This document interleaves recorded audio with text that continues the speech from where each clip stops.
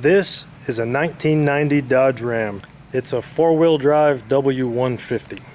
This truck is having an electrical problem. The charging system is overcharging, the dome light is kind of flashing, the interior buzzer is kind of cutting in and out.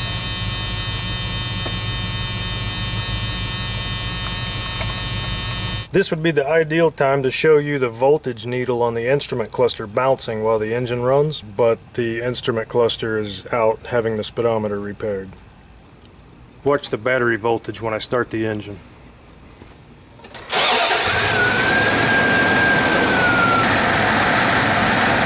.5 is a little higher than I would like to see it. Now I've got the positive side of the voltmeter connected to the back of the alternator. This is where switched battery voltage comes into the field circuit.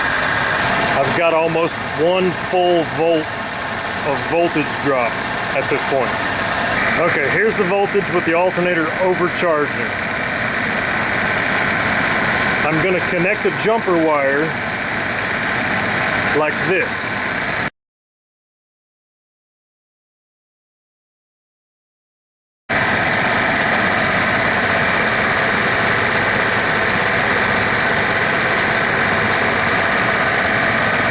I'm going to add a relay that will be switched by the switched power that is 1 volt less than battery voltage, that will apply battery voltage to this point so that the voltage regulator is reading the right voltage.